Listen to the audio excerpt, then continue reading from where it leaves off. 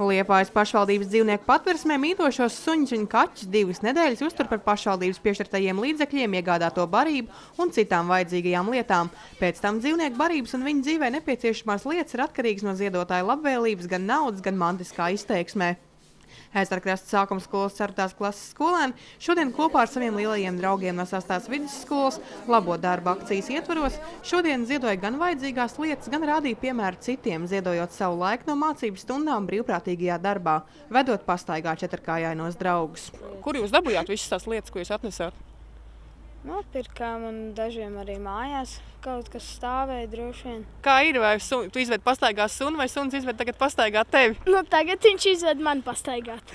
Mēs esam Ezerkrasta sākuma skola, kur Liepājā vispār ir vienīgā skola ar eko zaļo karogu. Mājām, ka mēs varētu atbraukt uz šo te jauno pašvaldības dzīvnieku patversmi un ne tikai apmeklēt viņus, bet arī tātad ar kādu ieguldījumu viņiem tā kā arī nedaudz palīdzēt. Šajā akcijā esam iesaistījuši ne tikai 4. klases skolniekus, bet arī viņu vecākus. Pašlaik dzīvnieku patversmē uzturas 16 kaķi un 10 suņi, no kuriem tikai viens dzīvnieks dosies mājās. Tas būs rīt. Apskatot dzīvniekus, lai arī daži dzīvnieki izbaidās, tomēr pēc īsa brīža tie ir gatavi darīt jebko, lai pievērstu uzmanību, izrādīt mīļumu, kas ir aicinājums. Ņem man mājās. Vest pastaigās suņus var ik viens interesants. Bērni to var darīt pieaugušo uzraudzībā. Dzīvnieku patversmes darbinieks stāsta, ka suņu pastaigā vedēji šeit ir katru dienu, taču daudz svarīgāk būtu, ka tikpat daudz rastos adoptēt gribētāju.